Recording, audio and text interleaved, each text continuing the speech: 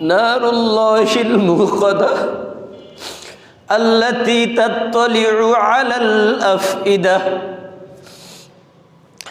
এই আগুন লাগার সাথে সাথে লাগবে এক জায়গায়, একদম কলিজা পর্যন্ত পুরে ছারখার হয়ে যাবে। দুনিয়ার আগুন তো হাতে লাগলে হাত পুড়ে, পায়ে লাগলে পা পুড়ে, কিন্তু জাহান্নামের আগুন আমাদেরকে হেফাজত করো আমিন। আল্লাতী তাত্তালিউ আলাল আফইদা ইন্নাহা আলাইহিম মুসাদা। যারা এই যাকাত না দিবে তাদেরকে আল্লাহ বলবেন জাহান্নামের খুঁটির সাথে তাদেরকে বেঁধে রাখো, জাহান্নামের খুঁটির সাথে তাদেরকে বেঁধে রাখো। আল্লাতী তাত্তালিউ আলাল আফইদা ইন্নাহা আলাইহিম মুসাদা ফি আমাদিম মুমাদ্দাদা। তাদেরকে অনেক লম্বা একটা খুঁটির মধ্যে আগুনের শিকল দিয়ে তাদেরকে বেঁধে রাখা হবে। এবার চিন্তা করেন, দুনিয়ার যদি একটু খুঁটি দিয়ে খুঁটির মধ্যে কাউকে বেঁধে রাখা হয় তাহলে কি অবস্থা হয়। আর জাহান্নামের আগুনের পিলারগুলো হবে আগুনের, ওই পিলারের মধ্যে আবার জাহান্নামের শিকলের আগুনের শিকল দিয়ে আল্লাহ তাদেরকে বাঁধতে বলবেন যে তাদেরকে বেঁধে রাখো। আল্লাহ আমাদেরকে হেফাজত করে বলেন আমিন। ইন্নাহা আলাইহিম মুসাদা ফি আমাদিম মুমাদ্দাদা।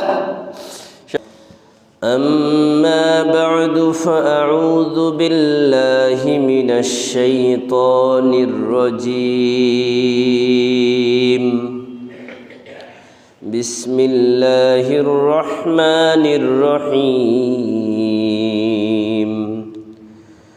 وأقيموا الصلاة وآتوا الزكاة واركعوا مع الراكعين. صدق الله العظيم وصدق رسوله النبي الكريم ونحن على ذلك من الشاهدين والشاكرين والحمد لله رب العالمين. উপস্থিত মুহতারাম সম্মানিত মুসল্লিয়ান কিরাম, সর্বপ্রথম সেই মহিয়ান গরিয়ান রব্বুল আলমিনের দরবারে কালিমাতুশ শুকুর আদায় করি যে মহান রব্বুল আলমিন আমাদেরকে রমজানুল মুবারকের প্রথম জুমআয় পবিত্র সালাতুল জুমআ আদায়ের উদ্দেশ্যে মসজিদে আসার এবং বসার তৌফিক দিয়েছেন। যে মহামনিব আমাদের এই সুযোগ করে দিয়েছেন সেই মহান রব্বুল আলমিনের দরবারে সকলেই কালিমাতুশ শুকুর আদায় করে পড়ি আলহামদুলিল্লাহ। বিশ্ব মানবতার মুক্তির দূত আকায়ে নামদার সমস্ত নবীদের সরদার হযরত মুহাম্মদুর রাসূলুল্লাহ সকলে পড়ি সাল্লাল্লাহু আলাইহি ওয়াসাল্লাম। আল্লাহ পাক রব্বুল আলামিন তার হাবিব সম্পর্কে বলেছেন, লাকাদ কানা লাকুম ফি রাসূলিল্লাহি উসওয়াতুন হাসানাহ। তোমাদের জন্য সর্বোত্তম আদর্শ আর নমুনা হচ্ছে, মডেল হচ্ছে নবী মুহাম্মদুর রাসূলুল্লাহ সাল্লাল্লাহু আলাইহি ওয়াসাল্লাম। নবী মুহাম্মদুর রাসূলুল্লাহ সাল্লাল্লাহু আলাইহি ওয়াসাল্লাম উম্মতের জন্য সকল ক্ষেত্রে আদর্শ। নবী মুহাম্মদুর রাসূলুল্লাহ সাল্লাল্লাহু আলাইহি ওয়াসাল্লাম উম্মতের জন্য তার জন্মের পর থেকে মৃত্যু পর্যন্ত যত কাজ আছে সকল কাজের ক্ষেত্রে আদর্শ। এই জন্য আল্লাহর হাবিব সাল্লাল্লাহু আলাইহি ওয়াসাল্লাম বলেছেন, মান আহাব্বা সুন্নতি ফাকাদ আহাব্বানি ওয়া মান আহাব্বানি কানা মাই ফিল জান্নাহ। যে ব্যক্তি আমার সুন্নতকে ভালোবাসলো সে আমি নবীকে ভালোবাসলো, আর যে আমাকে ভালোবাসলো সে কিয়ামতের ময়দানে আমি নবীর সাথে জান্নাতে যাবে। বলি সুবহানাল্লাহ। অপরদিকে আল্লাহর হাবিব সাল্লাল্লাহু আলাইহি ওয়াসাল্লাম অন্য আরেকটি হাদিসের মধ্যে বলেছেন, কুল্লু উম্মতি ইয়াদখুলুনাল জান্নাতা ইল্লা মান আবা। আমার প্রতিটি উম্মতি জান্নাতে যাবে শুধু একমাত্র তারা যারা অস্বীকার করে। ক্বালু, সাহাবায়ে কেরাম বললেন, ইয়া রাসূলুল্লাহ, যে কারা আপনাকে অস্বীকার করে? তখন আল্লাহ রাসূল এই কথার উত্তরে বললেন, মান আতাআনি দাখালাল জান্নাহ, যারা আমি নবীর অনুসরণ করে তারা আমার সাথে জান্নাতে যাবে। বলি সুবহানাল্লাহ। ওমান আসানি ফাকাদ আবা, আর যারা আমি নবীর বিরুদ্ধাচরণ করে, যারা আমি নবীর অবাধ্যতা করে, যারা আমি নবীকে মানে না, তারাই আমাকে অস্বীকার করে। এই জন্য নামাজের ক্ষেত্রে যেমনিভাবে নবী মুহাম্মদুর রাসূলুল্লাহ আদর্শ, ঠিক তেমনিভাবে অন্য অন্য যত ইবাদত আছে সকল ইবাদতের ক্ষেত্রেই নবী মুহাম্মদুর রাসূলুল্লাহ সাল্লাল্লাহু আলাইহি সাল্লাম আদর্শ। নবী মুহাম্মদুর রাসূলুল্লাহ সাল্লাল্লাহু আলাইহি ওয়াসাল্লামকে আদর্শ হিসাবে কেন মানতে হবে? কারণ হচ্ছে ফাইন্না আসদাকাল হাদিসি কিতাবুল্লাহ ওয়া খায়রুল হাদি হাদি মুহাম্মাদিন সাল্লাল্লাহু আলাইহি ওয়াসাল্লাম। পৃথিবীর মানুষের যত কথা আছে সকল মানুষের কথার মধ্য থেকে সকল মানুষের যিনি রব আল্লাহ, সেই মহান রবের কথার থেকে শ্রেষ্ঠ কথা কি আর কারো হতে পারে? এটাই বলা হয়েছে ফাইন্না আসদাকাল হাদিসি কিতাবুল্লাহ। সবথেকে বেশি সবথেকে বড় সত্য কথা বলেন আল্লাহ তাআলা। আল্লাহ তাআলা কখনো মিথ্যা বলেন? আল্লাহ ফাইন্না আসদাকাল হাদিসি কিতাবুল্লাহ, আল্লাহর কিতাব হচ্ছে সবথেকে সত্য বাণী। সবথেকে সত্য বাণী হচ্ছে আল্লাহর কিতাব। ওয়া খায়রুল হাদি হাদি মুহাম্মাদিন সাল্লাল্লাহু আলাইহি ওয়াসাল্লাম। এখানে একটা জিনিস লক্ষ্য করুন, আল্লাহ তাআলা চাইলে তো বলতে পারতেন যে কিতাব দিয়েছি, বাস কিতাব পড়বে, কিতাবের উপরে আমল করবে, এটাই যথেষ্ট। কিন্তু এতটুকু বলেই ক্ষান্ত করেন নাই। কি করেছেন? খায়রুল হাদি হাদি মুহাম্মাদিন সাল্লাল্লাহু আলাইহি ওয়াসাল্লাম, যে এই কিতাব যে পড়তে হবে, পড়ার জন্য একজনকে আপনার আদর্শ মানতে হবে। আপনি নিজের মতো করে পড়লে হবে না ভাই। এই জন্য আল্লাহ তাআলা বলেন ফাইন্না খায়রাল হাদি হাদি মুহাম্মাদিন সাল্লাল্লাহু আলাইহি ওয়াসাল্লাম, যে নবী মুহাম্মদুর রাসূলুল্লাহ সাল্লাল্লাহু আলাইহি ওয়াসাল্লামের আদর্শ হচ্ছে সর্বোত্তম আদর্শ। এর থেকে উত্তম কোনো আদর্শ পৃথিবীতে নাই। বর্তমান পৃথিবীতে যত আদর্শ আর যত মতবাদ রয়েছে, এই সকল মতবাদ আর সকল আদর্শের উপরে সর্বশ্রেষ্ঠ আদর্শের নাম হচ্ছে নবী মুহাম্মদুর রাসূলুল্লাহ সাল্লাল্লাহু আলাইহি ওয়াসাল্লামের আদর্শ। এখন আপনাদের কাছে আমার জিজ্ঞাসা হচ্ছে, আমাদের সেই নবীর আদর্শকে মানতে কি কোনো কষ্ট আছে? মানতে কোনো অসুবিধা আছে? তাহলে আসুন আমরা আমাদের পরবর্তী আলোচনায় আসি। সম্মানিত প্রিয় হাজিরিন, আল্লাহ পাক রব্বুল আলামিন পবিত্র কোরআনুল কারীমের বিভিন্ন জায়গায় বলেছেন ওয়া আকিমুস সালাতা ওয়া আতুজ যাকাহ ওয়ারকাউ মা'আর রাকিঈন। তোমরা নামাজ কায়েম করো, ইকামাতুস সালাম, সালাত আদায় করো। ওয়া আতুজ যাকাত, তোমরা যাকাত প্রদান করো। ওয়ারকাউ মা'আর রাকিঈন, এবং তোমরা জামাতের সাথে নামাজ আদায় করো। রুকুকারীদের সাথে রুকু করো, তার মানে হচ্ছে তোমরা জামাতের সাথে নামাজ আদায় করো। আল্লাহ পাক রব্বুল আলামিন এই আয়াতের মধ্যে পূর্ণাঙ্গ নামাজের কথা বলেছেন। তার মানে কামেল মুকাম্মাল পূর্ণাঙ্গ নামাজ হচ্ছে জামাতের সাথে হওয়া, আর নাকিস অসম্পূর্ণ নামাজ হচ্ছে একাকী আদায় করা। একাকী আদায় করলে নামাজ আদায় হয়ে যাবে, কিন্তু সওয়াব থেকে বঞ্চিত হবেন। আর পূর্ণাঙ্গ কামিল নামাজ জামাতের সাথে আদায় করলে এক রাকাতে কমপক্ষে 27 গুণ বেশি সওয়াব পাওয়া যাবে। সুবহানাল্লাহ। তো এই জন্য নামাজের পরিপূর্ণতা হচ্ছে জামাতের সাথে আদায় করা, আর একাইকে আদায় করা এটা হচ্ছে নাকিস অসম্পূর্ণ। আল্লাহ পাক রব্বুল আলামিন পবিত্র কোরআনুল কারীমের বিভিন্ন জায়গায় মুত্তাকিদের গুণাবলী বর্ণনা করেছেন। আল্লাহ পাক রব্বুল আলামিন বলেন আল্লাযীনা হুম ফী সালাতিহিম খাশিউন ওয়াল্লাযীনা হুম লিয-যাকাতি ফাঈলুন। সূরা মুমিনুন আল্লাহ পাক রব্বুল আলামিন মুমিনদের কিছু গুণাবলীর কথা বর্ণনা করেছেন যে ইমানদার তো তারাই যারা নামাজের ব্যাপারে যত্নবান এবং যারা যাকাত প্রদান করে। সূরা বাকারার শুরুতে আসুন আমরা একটু দেখি, আল্লাযীনা ইউকিমুনাস সালাতা ওয়া ইউতুনাজ যাকাতা ওয়া হুম বিল আখিরাতি হুম ইউকিনুন। আল্লাহ এখানেও বললেন যে মুত্তাকি কারা? মুত্তাকি হচ্ছে তারা যারা ইকামাতুস সালাহ নামাজ কায়েম করে এবং যাকাত প্রদান করে এবং আমি তাদেরকে যে সম্পদ দিয়েছি ওই সম্পদ থেকে আল্লাহর রাস্তায় ব্যয় করে। এরকম অসংখ্য আয়াত আপনাদের সামনে পাঠ করতে পারবো শুধু এই বিষয়ের উপর। এই জন্য সামনে আলোচনা আগাই আমরা। আল্লাহ পাক রব্বুল আলামিনের বিধান, ফরজ বিধান হচ্ছে 5টি।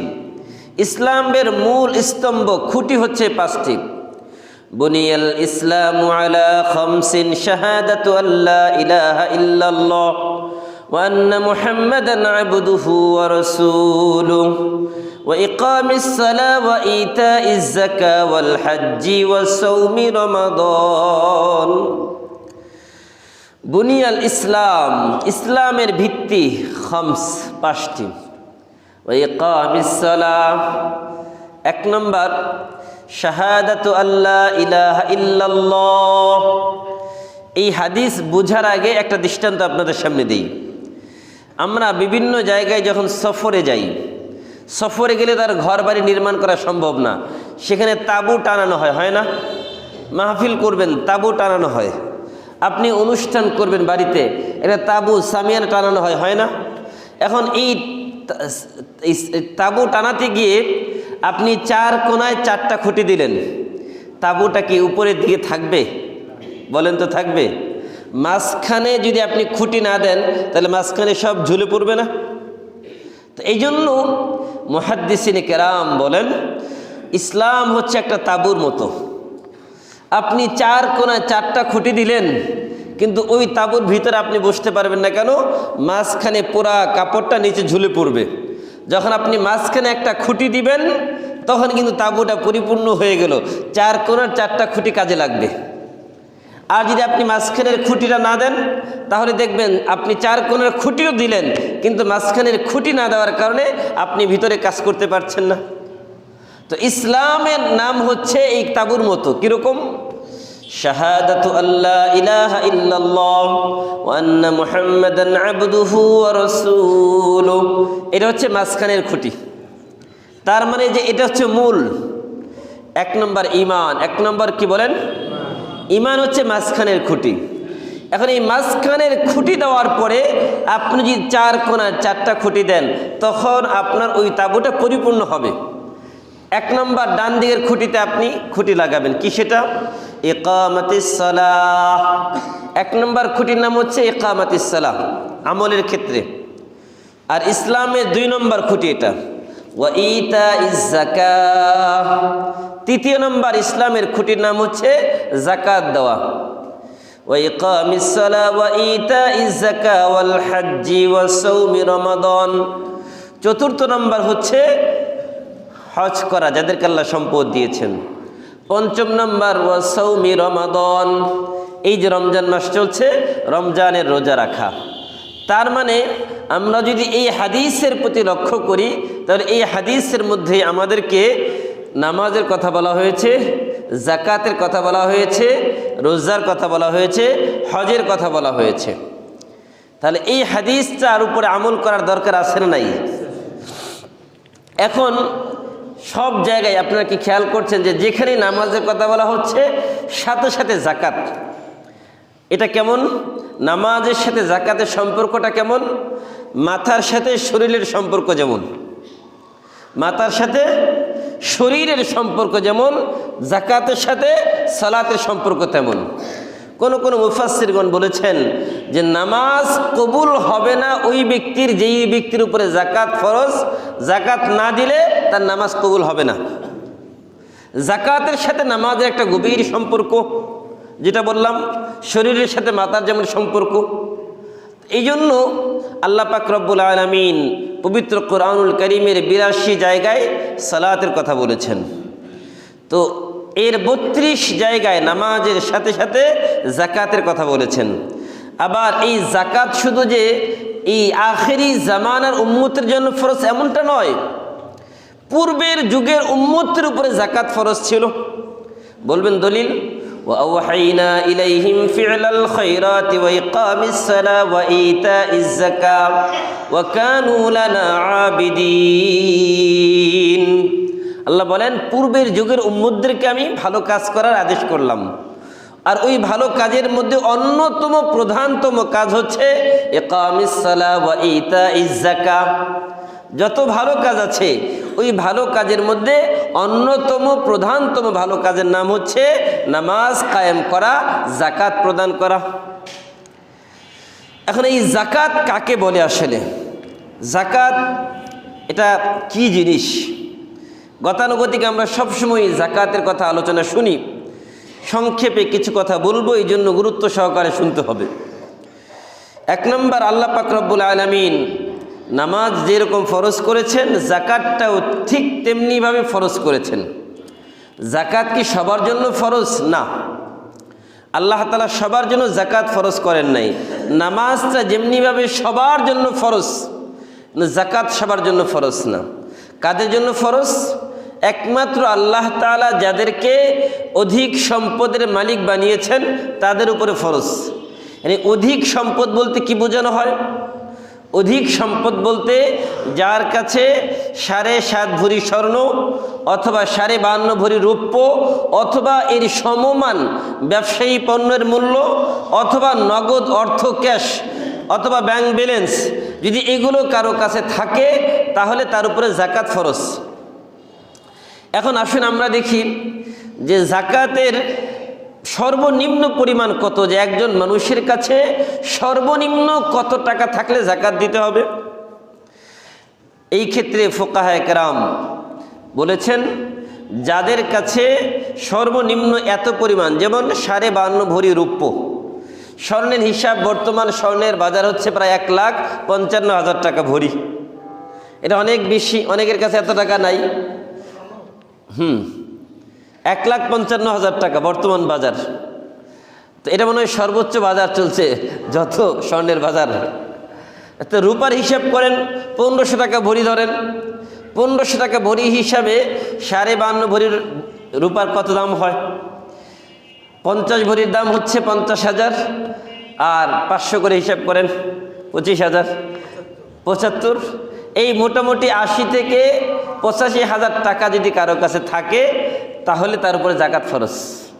বলেন কত টাকা? 85,000। যদি কারো কাছে এই পরিমাণ টাকা থাকে তার উপরে যাকাত ফরজ। সহজ ভাষায় বলতেছি, কিতাবের ভাষায় বললে তো কঠিন হবে।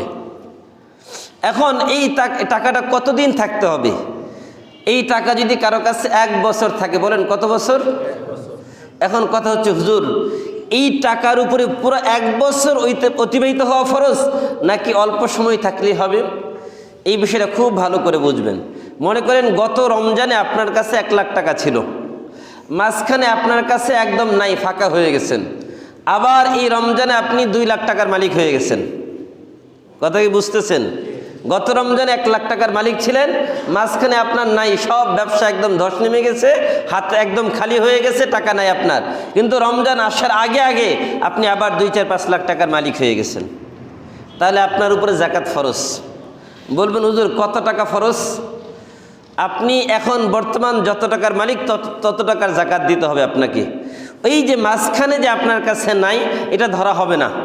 আপনার বছর শুরু আর শেষ ধরা হবে, যে গত বছরের শুরুতে আপনার কাছে ছিল আর এই বছরের শেষে আপনার কাছে আছে, বাস তার মানে পুরো বছর আপনার কাছে আছে।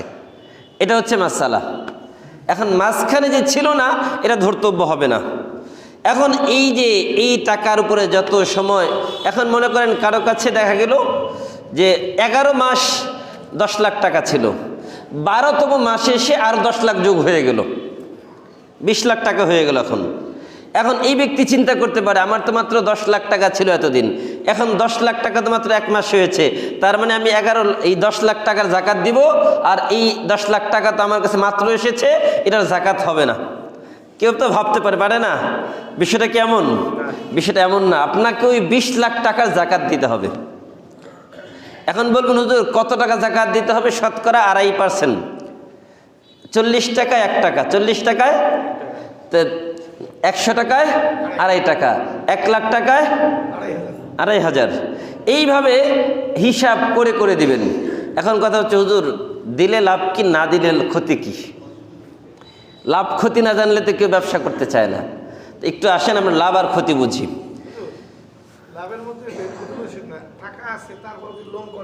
হ্যাঁ হ্যাঁ হ্যাঁ, এটা বলবো জি। এখন লাভ আর ক্ষতিটা কি? যাকাত দিলে লাভ কি, না দিলে ক্ষতিটা কি?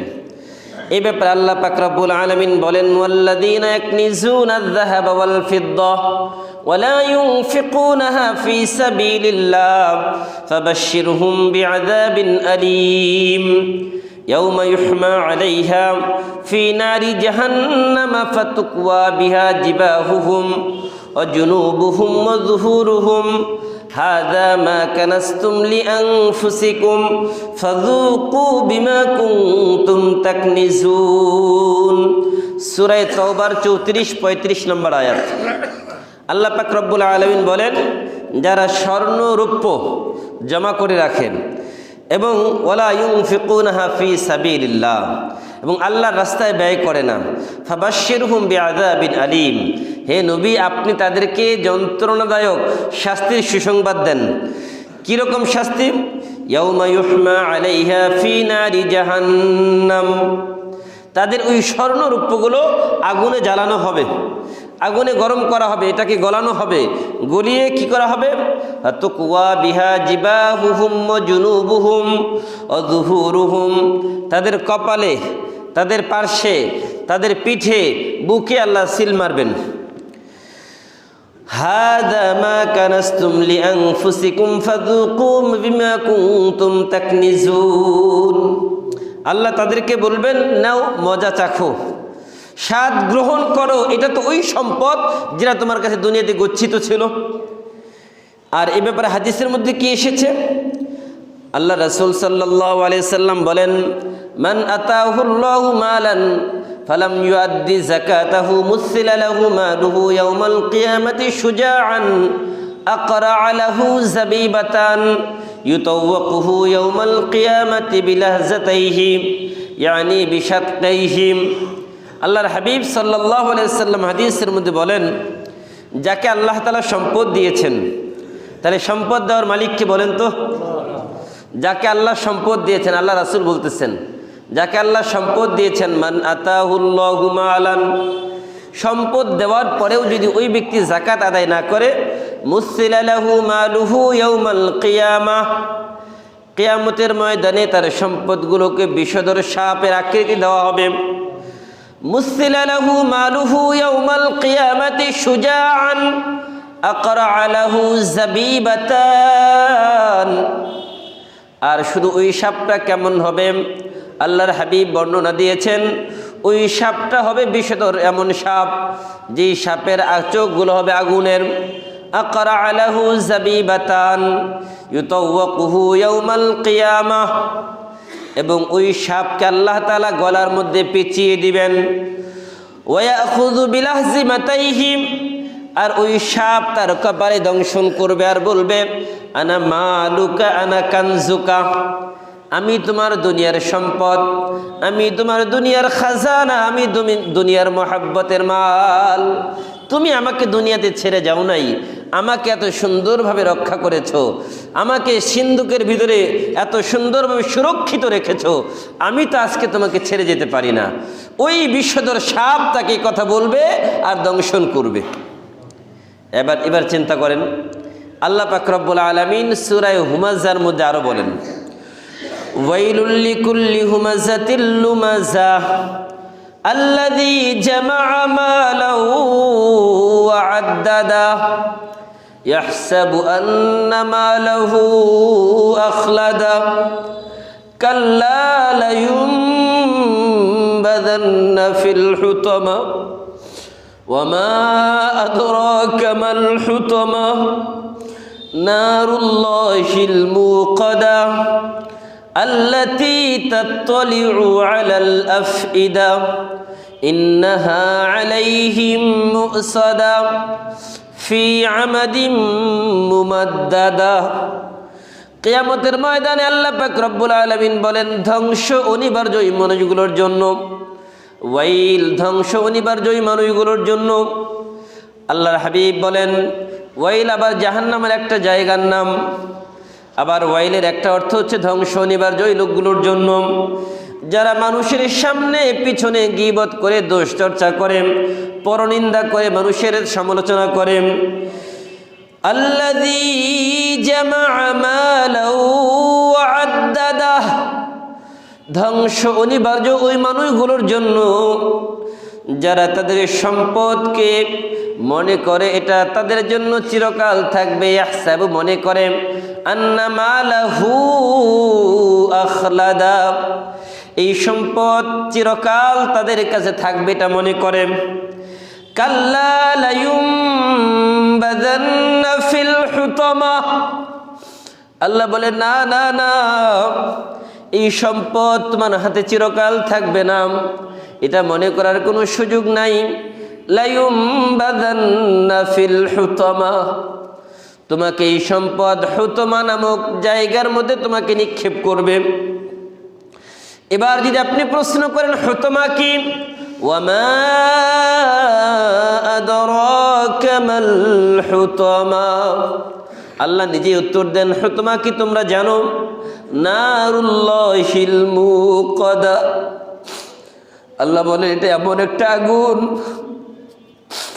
নারুল্লাহিল মুকাদা, এটা আল্লাহর আগুন, যে আগুন মানুষকে গ্রাস করে ফেলবে। এটা যখন মানুষের শরীরে লাগবে, লাগার সাথে সাথে কলিজা পর্যন্ত ছেদ হয়ে যাবে।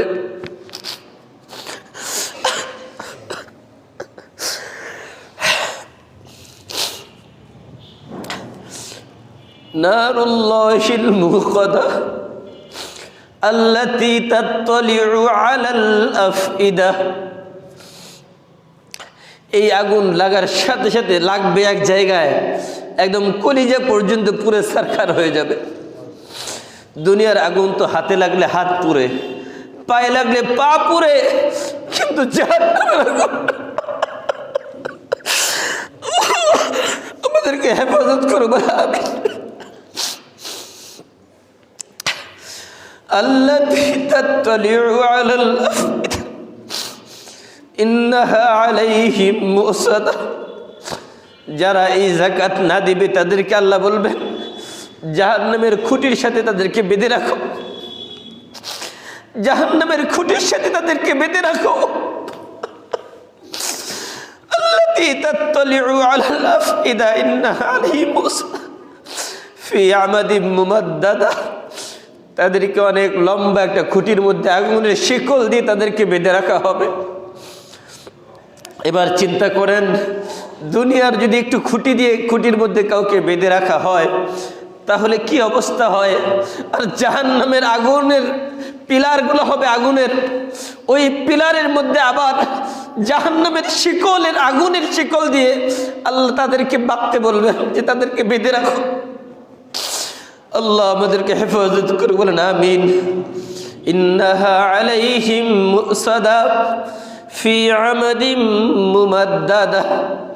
সম্মানিত ভাইরা, এই জন্য সম্পদ আল্লাহ পাক রব্বুল আলামিন দিয়েছেন, এটাকে নিয়ামত মনে করতে হবে। কারণ আল্লাহ পাক রব্বুল আলামিন এই সম্পদ যাদেরকে দিয়েছেন তারা চাইলে এই সম্পদ দিয়ে জান্নাত কিনতে পারে, আবার চাইলে এই সম্পদ দিয়ে জাহান্নাম কিনতে পারে। দুনিয়ার মানুষের কাছে এই সম্পদ বড় দামি, কারণ এই সম্পদ উপার্জনের জন্য অনেক কষ্ট করতে হয়, রাত দিন পরিশ্রম করতে হয়। কিন্তু আল্লাহ রাসূল সাল্লাল্লাহু আলাইহি ওয়াসাল্লাম বলেছেন, তুমি যখন মারা যাবে, মৃত্যুর পরে তোমার সাথে তিনটা জিনিস মাত্র যাবে। মৃত্যুর পরে আপনার সাথে আমার সাথে মাত্র তিনটা জিনিস যাবে, আর কিচ্ছু যাবে না। এবার চিন্তা করেন তো কি কি যাবে। আমি যখন মারা যাব তখন আমার সাথে আমার আত্মীয় স্বজন কবর পর্যন্ত যাবে। আমি যখন মারা যাব আমার সাথে আমাকে বহন করা খাট কবর পর্যন্ত যাবে। আমি যখন মারা যাব আমার আমল নাম আমার সাথে কবর পর্যন্ত যাবে। আমাকে কবর রেখে উপরে মাটি দিয়ে দেওয়া হবে, সব কিছু দিয়ে আত্মীয় স্বজন দোয়া করে চলে আসবে, খাটটাকেও নিয়ে আসবে, সবাই চলে আসবে। তখন ওই কবরের লাশ তার আত্মীয় স্বজনকে চিৎকার করে ডাকতে থাকবে, কিন্তু কারো কানে ওই আওয়াজ আসবে না, কারো কানে ওই আওয়াজ আর আসবে না। একমাত্র তার সাথে থাকবে তার আমল, তার সাথে তার আমল থাকবে। আল্লাহর হাবিব বলেছেন, যখন কোনো মানুষকে কবরে রাখা হয়, যদি কোরআন পড়ে, কোরআন তার মাথার পাশে দাঁড়িয়ে যাবে, নামাজ তার ডান দিকে দাঁড়িয়ে যাবে, তার যাকাত, তার সাদাকা এগুলো তার পায়ের কাছে দাঁড়িয়ে যাবে। আল্লাহ, দিলের ভিতর থেকে মালের মহব্বত বের করতে হবে। আমাদের ভিতরে দিলের ভিতরে মালের মহব্বত এত বেশি যে আমরা এই মালের মহব্বতের কারণে যাকাত দিতে চাই না। কিন্তু এই যাকাতই আমাকে, এই মাল আমাকে বলবে আনা মালুকা আনা কানজুকা, আমি তো তোমার ওই সম্পদ, খাজানা, আমাকে তুমি সম্পদ হিসেবে রক্ষা করেছো, আজকে আমিও তোমাকে ছেড়ে যাব না বলবে, আর দংশন করবে। জাহান্নামের একটা বিষধর সাপ যদি আমাকে দংশন করে কি অবস্থা হবে চিন্তা করেন। আর যদি আমি যাকাত দিই, তাহলে আমার পায়ের পাশে আমার যাকাতগুলো দাঁড়িয়ে যাবে, বলবে খবরদার, সে যাকাত আদায় করেছে, তার কাছে এসো না। আমার রোজা আমার বাম পাশে দাঁড়াবে, চতুর্দিকে আমার আমলগুলো আমাকে বেষ্টন করে ফেলবে, আর আমাকে ফেরেশতার সওয়াল জবাব দিতে হবে না, ফেরেশতা কাছে আসতে পারবে না। ফেরেশতাকে বলা হবে দূরে থেকে প্রশ্ন করো, চলে যাও। ফেরেশতা বলবে আল্লাহ, তোমার বান্দার তো কাছেই যেতে পারি না, তার মাথার কাছে কোরআন দাঁড়িয়ে আছে, তার পায়ের কাছে তার যাকাত দাঁড়িয়ে আছে, তার ডান দিকে তার নামাজ দাঁড়িয়ে আছে, বাম দিকে রোজা দাঁড়িয়ে আছে। আল্লাহ, তখন আল্লাহ বলবেন ফেরেশতা চলে আসো, তার আর সওয়াল জবাবের দরকার নাই, আমি তাকে মাফ করে দিলাম। সুবহানাল্লাহ। সম্মানিত ভাইরা, এই জন্য সিদ্ধান্ত নেন, এই সম্পদ দুনিয়াতে রেখে যাবেন কার জন্য? নিজের পরিবার, সন্তান, তাদের জন্য রেখে যাবেন। কিন্তু আপনার লাভ কি? আপনার কি লাভ? আপনার মৃত্যুর পরে আপনার তিনটা আমল চালু থাকবে।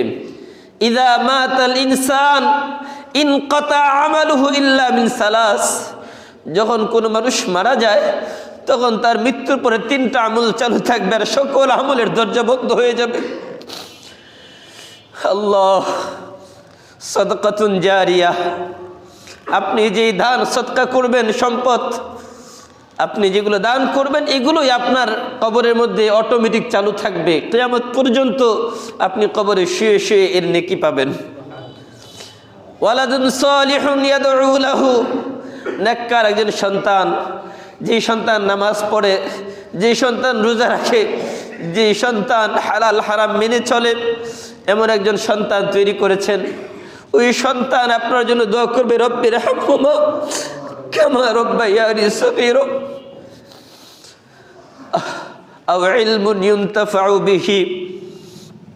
আর যদি মানুষকে আপনি ইলমে দ্বীন শিখার ব্যবস্থা করে দেন, অথবা নিজে ইলম শিখেন আর ওই ইলমের প্রচার করেন, প্রসার করেন, আবার এই ইলম অন্য আরেকজন শিখবে, সেও প্রচার করবে, এইভাবে যত মানুষ ইলম শিখবে, প্রচার করবে, সর্বশেষ ব্যক্তি পর্যন্ত, এই যে একটা লম্বা সিলসিলা, সবার একটা নেকির আল্লাহ তাআলা আপনার আমল নামায় যোগ করে দিবেন।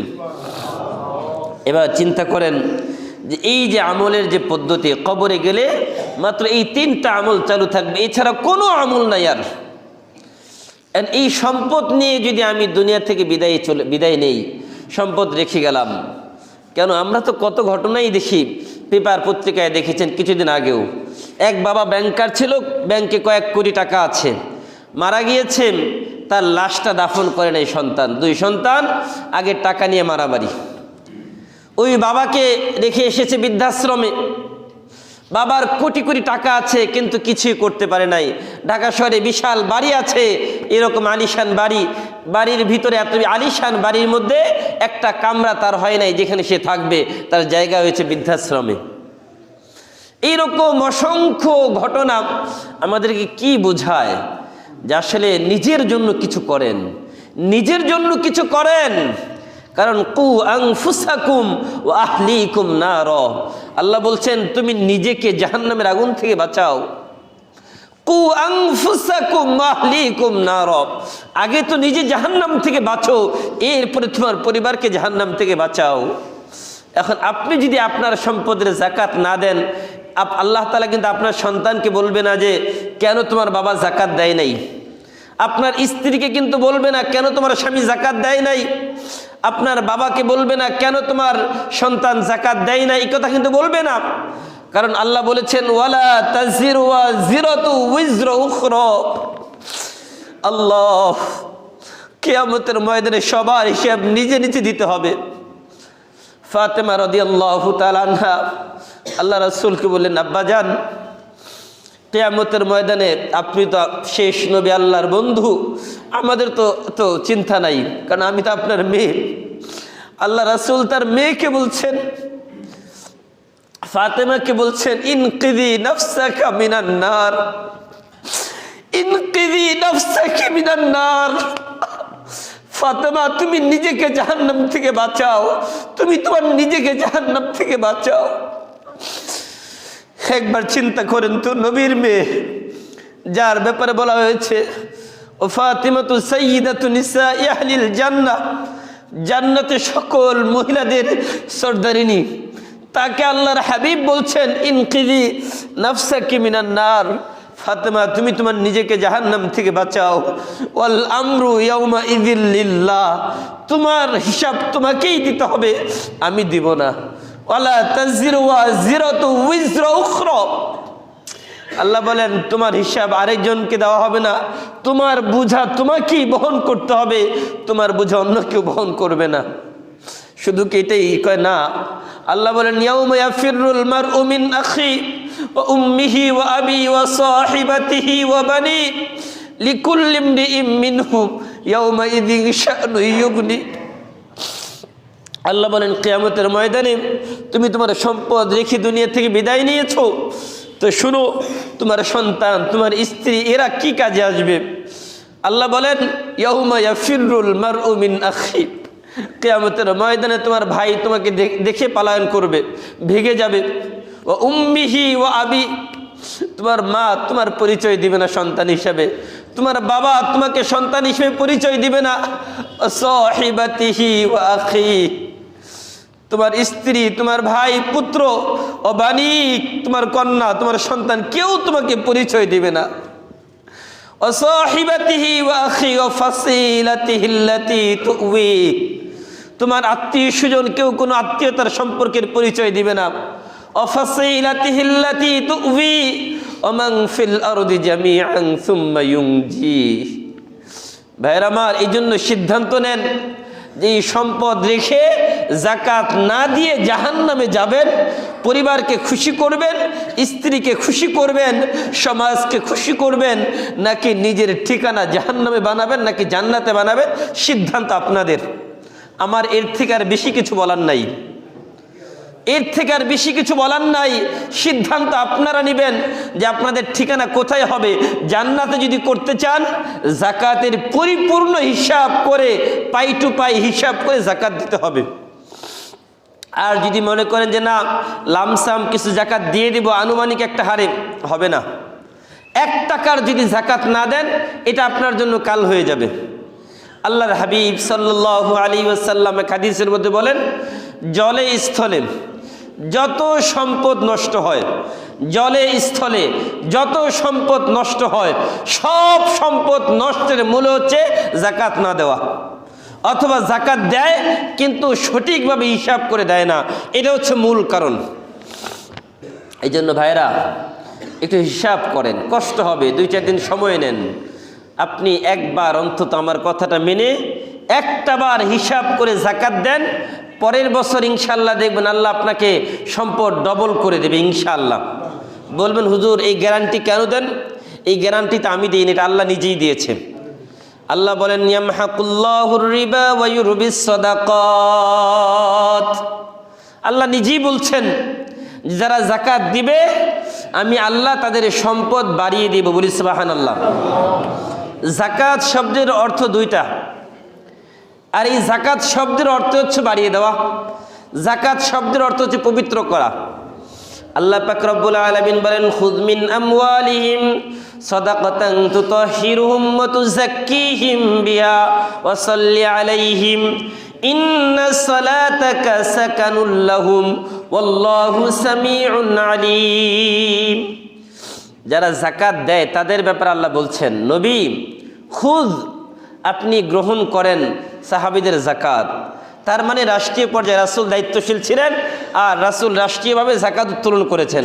আমাদের তো এখন রাষ্ট্রীয়ভাবে যাকাত উত্তোলনের পদ্ধতি নাই, যদিও আছে সেখানেও ভেজাল, ইসলামের নাম দিয়ে নানান জায়গায় ভেজাল করতেছে। এই জন্য নিজের যাকাতটা নিজেকেই ঠিকভাবে দিতে হবে। খুয মিন আমওয়ালিহিম, আপনি তাদের সম্পদ থেকে যাকাত গ্রহণ করেন। কেন গ্রহণ করবেন? এটার কারণটা কি? তুতাহহিরুহুম, আপনি তাদেরকে পবিত্র করেন।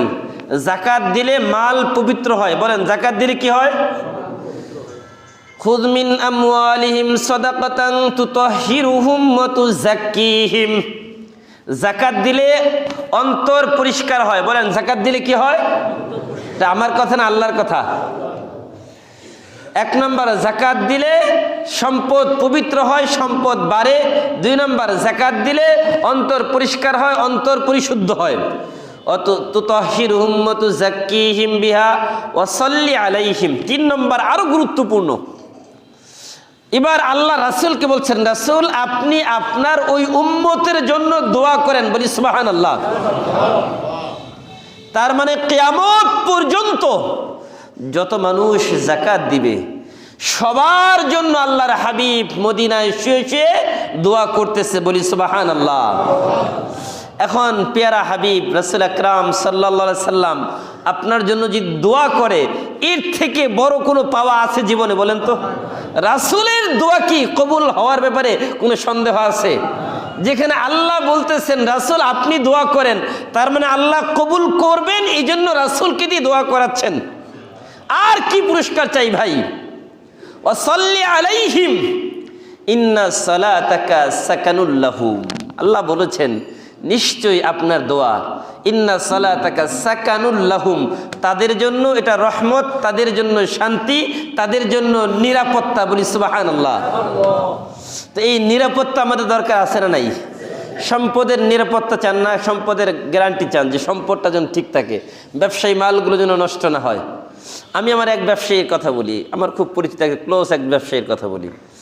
তো আমার কাছে খুব খুব মহব্বত করে বেচারা উনি আমাকে।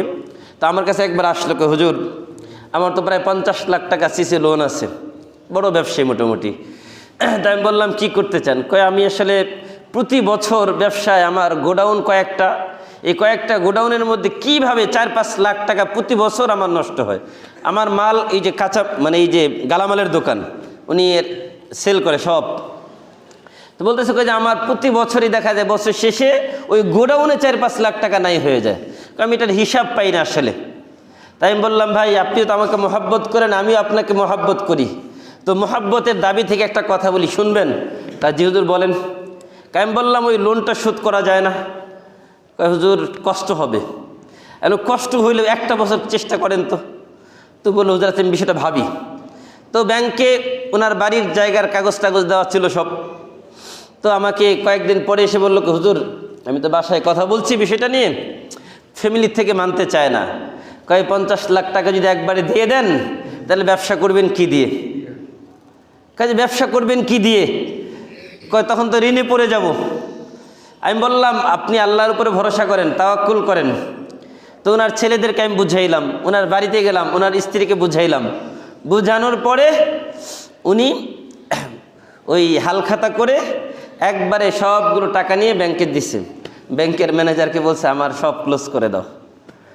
এর পরের বছরের হিসাব আমাকে বলছে হুজুর আলহামদুলিল্লাহ একটা বছর একটু কষ্ট হয়েছে ঠিক, কিন্তু যত জায়গায় ফোন দিছি সব ট্রাকে ট্রাকে মাল চলে আসছে, মাল বিক্রি করে টাকা দিছি। আর এই যে এই বছর আমার জীবনে সব থেকে বেশি লাভবান হয়েছি। আমি গত প্রায় 40 বছর থেকে ব্যবসা করি। এক বছরের ব্যবসা টাকা দিয়ে উনি 4 তলা একটা বাড়ি করছেন, বিশাল আলিশান বাড়ি, আরও ব্যবসা বাড়াইছেন, ছেলেদের ব্যবসার ব্যবস্থা করে দিচ্ছেন। এটা কেন? ওই একটা বছর সুদ মুক্ত ব্যবসা করছেন। কি মুক্ত বলেন তো? শুধু হিম্মত দরকার। কি বলেন, কি দরকার? আমাদের ব্যবসায়ীরা চিন্তা করে লোন না নিলে কি ব্যবসা হয়? আর যারা ব্যাংক আছে, বিভিন্ন এনজিও আছে, ওনারাও টাকার বস্তা নিয়ে এসে ব্যবসায়ীদের কাছে হাজির। কত লাগবে বলেন, কত লাগবে বলেন, বলে না? কোনো অসুবিধা নেই, টাকা যা লাগবে নেন, পরে দেন। তার মানে এখন মার্কেট করে নিয়ে আসেন, কাপড় যা দরকার, আপনার অন্য অন্য মাল যা দরকার সব করেন, আমাকে পরে আস্তে আস্তে দেন। আমাদের ব্যবসায়ীরাও চিন্তা করে এই যে সুযোগ, এই সুযোগ কি হাতছাড়া করা যায়? আল্লাহ ভাইয়ের আমার, আগের কথাগুলোকে আপনাদের মনে আছে? একটু আগে যেগুলো বলছি। এবার আসুন কোরআনুল কারীমের আরেকটা আয়াত আপনাদেরকে শোনাই। আল্লাহ কি মিথ্যা বলে? বলেন না কেন মিথ্যা বলে? আল্লাহ পাক রব্বুল আলামিন বলেন, ইয়া আইয়ুহাল্লাযীনা আমানুত্তাকুল্লাহ ওয়া দারু মা বাকিয়া মিনার রিবা ইন কুনতুম মুমিনিন।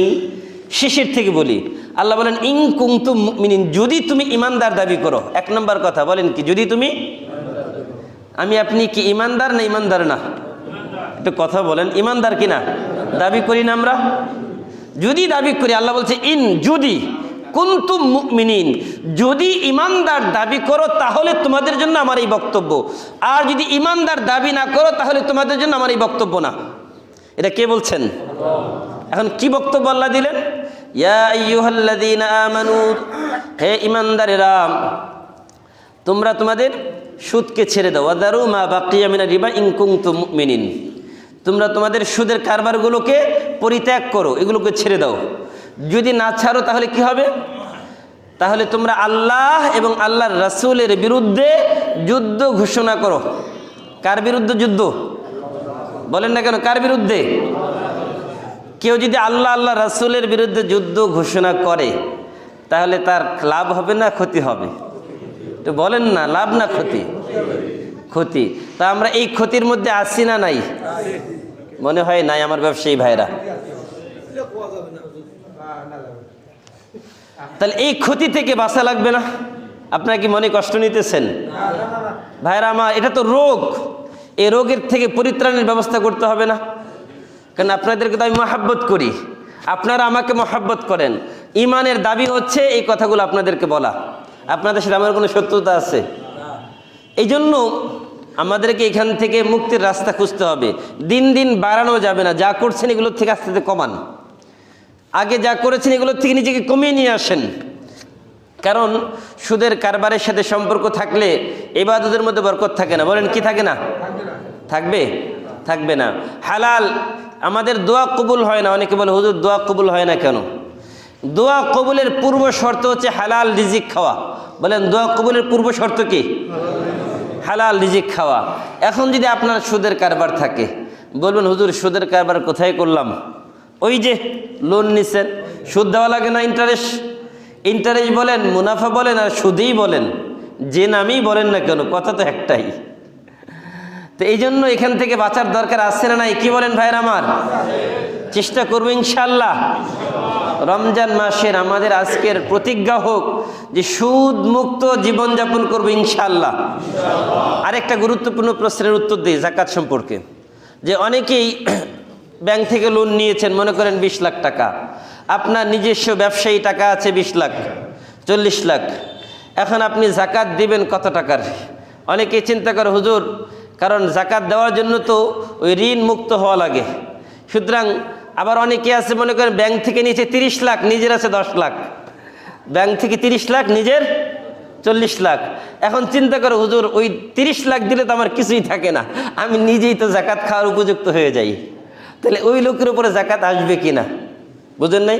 ও মালিক কিন্তু 40 লাখ টাকার, কিন্তু 30 লাখ টাকা ঋণ নিয়েছে আর 10 লাখ টাকা তার নিজের। এখন এই লোকের উপরে জাকাত আসবে কি না, এটা একটা বিষয়। আরেকটা বিষয় হচ্ছে এক লোক মনে করেন হত দরিদ্র আছে না, একদম হত দরিদ্র মানুষ, দিন আনে দিন খায়, তারপরেও লোন নিয়েছে। এই দুই ব্যক্তির মধ্যে পার্থক্য কি দেখেন? এই ঋণ দুই প্রকার, বুঝেন ভালো করে। ঋণ কয় প্রকার? একটা হচ্ছে উন্নয়নশীল ঋণ, আরেকটা হচ্ছে প্রয়োজনীয় ঋণ। বিপদে পড়ে, একদম এমন বিপদ না নিলেই না, আসে না, বলে না যে হুজুর মেয়ে বিয়ে দিব, কি করব, জমি বন্ধক না দিলে পারি না। আমরা বলি ভাই এই বন্ধক পদ্ধতি সুদ। হুজুর উপায় কি? নিরুপায় হয়ে দিয়েছি। তো এখন এই যে উপায় কি? উপায়ের কথা বলতেছি। এখন ঋণ হচ্ছে দুই প্রকার। ঋণ কয় প্রকার? একটা ঋণ হচ্ছে উন্নয়নের জন্য নেওয়া। উন্নয়ন কোনটা? আপনার বাড়ি আছে, গাড়ি আছে, খাবারের ব্যবস্থা আছে, চলাফেরার সব ব্যবস্থা আছে, কিন্তু এরপরে আপনি আপনার ব্যবসা বাণিজ্য বাড়ানোর জন্য ঋণ নিয়েছেন, এটা হচ্ছে আপনার উন্নয়নশীল ঋণ। কি ঋণ এটা? উন্নয়নশীল। আরেকটা হচ্ছে আপনার খাবার দরকার, খাবার খাওয়ার জন্য আপনি ঋণ নিয়েছেন। আপনার ঘর নাই, মাথা গুজার ঠাঁই নাই, আপনি মাথা গুজার জন্য একটা ঋণ নিয়ে একটা ঘর তৈরি করছেন, এটা হচ্ছে প্রয়োজনীয় ঋণ। একটা হচ্ছে প্রয়োজনীয় আর একটা হচ্ছে উন্নয়নশীল। সুতরাং এই দুই ঋণের মধ্যে পার্থক্য আছে। আমার অনেক ভাইয়েরা অনেক বেশি চালাক, তো এই জন্য হুজুর 30 আর 10 লাখ টাকা বেশি নিয়েছি। কয় কেন? আমি তো নিজেই ঋণ দিলে সব টাকা শেষ।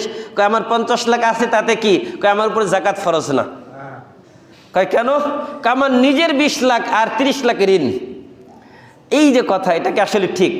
এই জন্য খুব ভালো করে বুঝেন ব্যবসায়ী ভাইরা আমার, যদি আপনার এইরকম উন্নয়নশীল ঋণ নিয়ে থাকেন, তাহলে আপনার পুরা টাকার উপরে জাকাত আসবে। বলেন কি আসবে? উন্নয়নশীল ঋণ, ওইটা আপনার এই যে এখান থেকে কর্তন হবে না।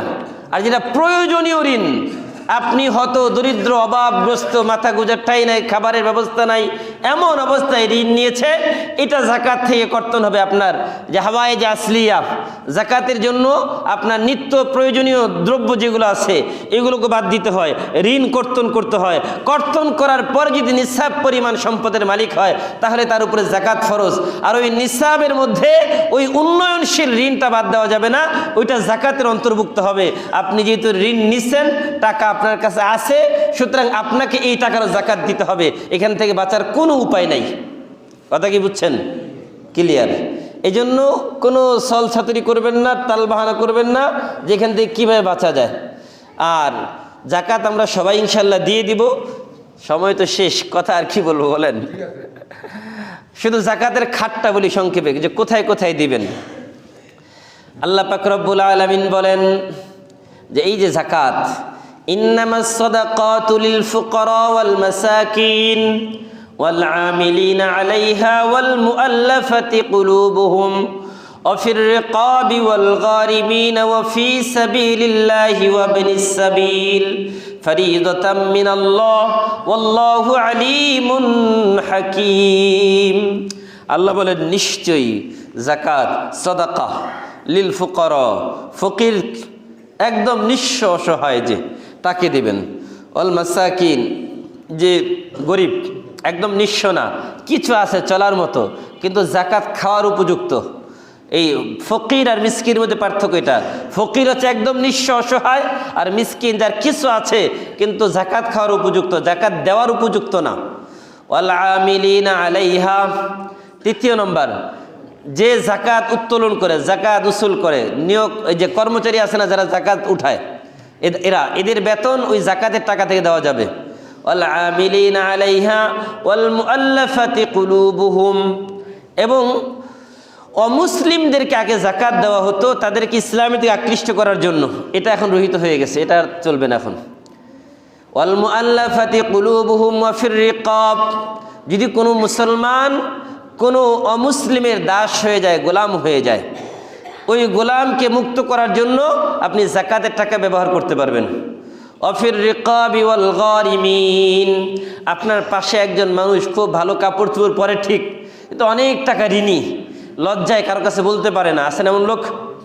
দেখতে দেখা যায় মাশাআল্লাহ খুব ভালো, কিন্তু ভিতরে অবস্থা খুব খারাপ। আগে একটা অবস্থায় ভালো ছিল, এখন নাই একদম অবস্থা, কিন্তু কারো হাত পাতবে যে ওই রকম না, আত্মমর্যাদাশীল। এই মানুষগুলোকে ব্যাপারে আল্লাহ কি বলছেন? তারিফুহুম বিসিমাহুম লা ইয়াসআলুনান নাসা ইলহাফা। আল্লাহ বলে এদেরকে খুঁজে খুঁজে বের করো যারা তোমাদের কাছে হাত পেতে চায় না। তারিফুহুম বিসিমাহুম, তাদেরকে আলামত দেখে দেখে চিনো। লা ইয়াসআলুনান নাসা ইলহাফা, মানুষের কাছে হাত পেতে চায় না, তারা এরা চায় না, কিন্তু এদেরকে খুঁজে খুঁজে বের করেন। ঋণগ্রস্ত, ঋণে জর্জরিত জীবন, ঋণ পরিশোধ করবে এরও ব্যবস্থা নাই, তাহলে ওই ক্ষেত্রে এদেরকে আপনি ঋণ মুক্তির জন্য যাকাতের টাকা দিতে পারবেন। অফির রিকাবি ওয়াল গারিমিন ওয়া ফি সাবিলিল্লাহ ওয়া ইবনিস সাবিল। ফি সাবিলিল্লাহ, যারা আল্লাহর রাস্তায় মুজাহিদ, যুদ্ধ করে, যারা আল্লাহর রাস্তার তালিবুল ইলম, যারা দ্বীনি ইলম শিখে ছাত্র মাদ্রাসার, এদেরকে দিতে পারবেন। ওয়াবনিস সাবিল, মুসাফির ব্যক্তি, বাড়ি অনেক দূরে, টাকা পয়সাওয়ালা, কিন্তু দূরে এসেছে, এখন টাকা পয়সা শেষ বা হারিয়ে গেছে কোনো কারণে, কিন্তু সে লোকটা সচ্ছল, এরপরেও তাকে যাকাতের টাকা দেওয়া যাবে। ফারিদাতাম মিনাল্লাহ, এটা বলেন আল্লাহর চূড়ান্ত সিদ্ধান্ত। কার সিদ্ধান্ত? ফারিদাতাম মিনাল্লাহ, আল্লাহর বিধান এটা। আল্লাহ ইন্নাল্লাহা আলিমুন হাকিম, কার কত টাকা আছে আল্লাহ জানে কিনা? আল্লাহ বলে আল্লাহ আলিম, আল্লাহ সবার ব্যাপারে জানেন যে কার কত টাকা আছে, কার কত সম্পদ আছে। এই জন্য আমরা ইনশাল্লাহ সবাই যাকাত দিব ইনশাল্লাহ, যাদেরকে আল্লাহ ফরজ করেছেন।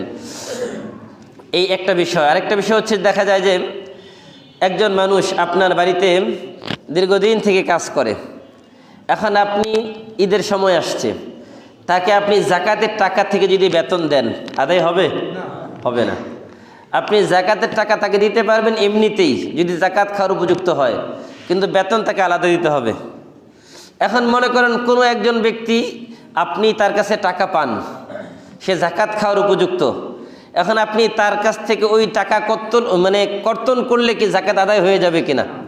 মনে করেন আমার কাছে একজন 20,000 টাকা পায়, এখন সে যাকাত দেওয়ার উপযুক্ত, সে যদি মনে করে আমি ওই 20,000 টাকা পাই, বাস ওইখান থেকে কর্তন করে দিলাম, তাহলে কি যাকাত হবে? কয় না, হবে না। কয় যাকাত আদায় করার পদ্ধতি কি? কয় যিনি ঋণগ্রস্ত তাকে ওই টাকা দিবে আগে, দেওয়ার পরে বলবে যে ভাই তোমার কাছে আমি 20,000 টাকা পাই, আমার টাকাটা তুমি ফেরত দাও। আগে তাকে মালিক বানিয়ে দিবে, দিয়ে তারপরে তার টাকা সে ফেরত নেবে, তাইলে এটা আদায় হবে। কিন্তু না দিয়ে টাকা কর্তন করে দিবে, তাইলে এটা কিন্তু আদায় হবে না। এই জন্য এটা মাথায় রাখবেন। আর যাকাত ইনশাল্লাহ আমরা রমজানেই সবাই দেওয়ার চেষ্টা করি, কারণ রমজানে দিলে 1 টাকার যাকাত দিবেন, সর্বনিম্ন 70 টাকার সওয়াব পাবেন। বলেন কত টাকা? সর্বনিম্ন। আর উপরে 700 জিফিন, 700, 1 টাকার বিনিময়ে আল্লাহ 700 টাকার সওয়াব দিবেন। কত টাকা? আল্লাহ বলেন এর থেকে আযআফাম মুদাআফা, আল্লাহ চাইলে তার ইখলাস অনুযায়ী আল্লাহ আরও তাকে বাড়িয়ে দিবে। বলি সুবহানাল্লাহ। এই জন্য রমজান মাসে দান সাদাকা একটু বাড়াবেন, কারণ আল্লাহ রাসূল সাল্লাল্লাহু আলাইহি সাল্লাম রমজান মাস আসলে 2 হাত ভরে দান করতেন, 2 হাত ভরে দান করতেন। এই রমজান মাস আসছে আমাদের ইবাদতের একটা মৌসুম, এই ইবাদতের মৌসুম আমরা ইনশাল্লাহ কাজে লাগাবো। অন্য মাসে দান করেনি, কিন্তু এই মাসে বেশি করেন ভাই। কারণ দেখেন, আপনি আপনার পরিবারের জন্য ব্যবসা, এই যে মার্কেট করবেন, এটা করবেন, সেটা করবেন, নিজের জন্য কিছু করেন। যা আল্লাহর রাস্তায় দিবেন এটা আপনার নিজের জন্য, আল্লাহর ঘরে যা দিবেন এটা আপনার নিজের জন্য, নিজের জন্য কিছু করেন না ভাই। আর দেখেন প্রতিটা বুদ্ধিমানকে এটাও দেখেন, এটা আসলে আমরা তো বুদ্ধিমানের সংজ্ঞা দিয়ে একরকম, আল্লাহ রাসূল বুদ্ধিমানের সংজ্ঞা দিয়েছেন। আল কাইসু মান দানা নাফসা ওয়া আমিলা লিমা বা'দাল মাউত ওয়াল আজিজু মান আতবা'a নাফসাহু ওয়া তামান্না আলাল্লাহ। আল্লাহ রাসূলের প্রকৃত বুদ্ধিমান ওই ব্যক্তি, আল কাইস মান দানা নাফসা ওয়া আমিলা লিমা বা'দাল মাউত, দুনিয়ার মধ্যে মন যা চায় তাই করে না, এবং পরকালের চিন্তা করে দুনিয়ার মধ্যে বেশি বেশি আল্লাহ রাস্তায় দান সদকা করে, বেশি বেশি নামাজ পড়ে, বেশি বেশি রোজা রাখে, দুনিয়ার মধ্যে ভালো কাজ বেশি করে পরকালের চিন্তায়।